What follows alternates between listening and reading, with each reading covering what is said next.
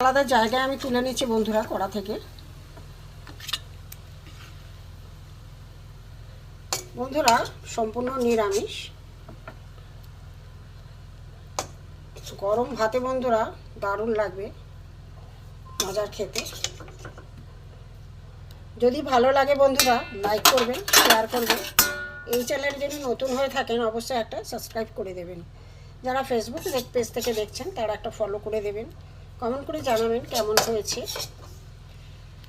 বন্ধুরা দেখুন, ভিডিওটা দেখার জন্য আপনাদের কাছে অনুরোধ থাকলো। চলুন কিভাবে করেছি দেখতে থাকি, চলুন যাই। হ্যালো বন্ধুরা, জিবি ভ্যারাইটি থেকে আপনাদের স্বাগত।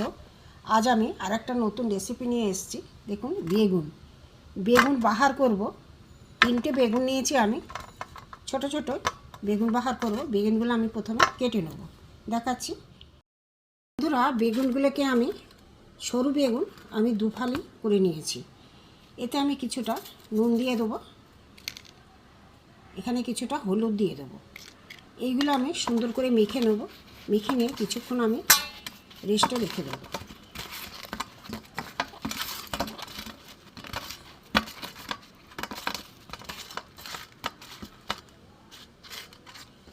দেখুন বেগুনগুলো আমার মাখা হয়ে গেছে।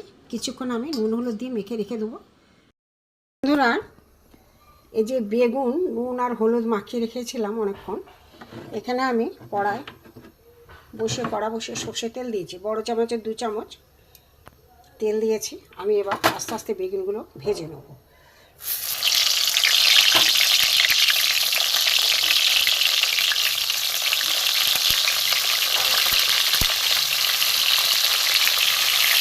একটু ভেজে নেব, তারপরে দেখাচ্ছি। বেগুনগুলো আমি উল্টে দেবো।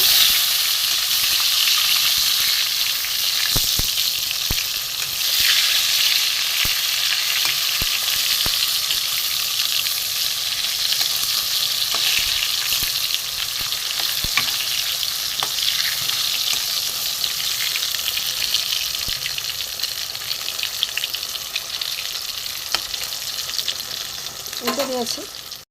বেগুনগুলো আমার ভাজা হয়ে গেছে লাল করে, দেখুন। তুলে নেবো আমি।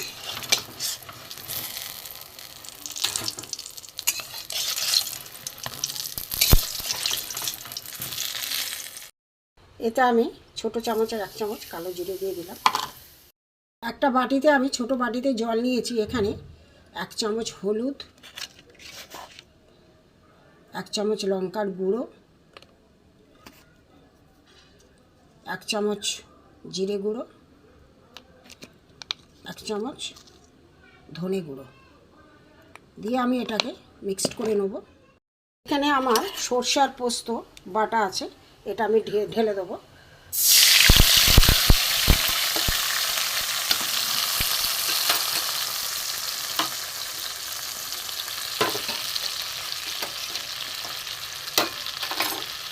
এখানে যে মশলার মিশ্রণটা আছে আমি দিয়ে দেবো। একটুখানি নুন দেবো, এখানে একটুখানি চিনি দিয়ে দেবো। একটু ফুটে মশলাটা, ঝোলটা ফুটে গেছে, গ্রেভিটা। বেগুনগুলো আমি আস্তে আস্তে দিয়ে দেবো।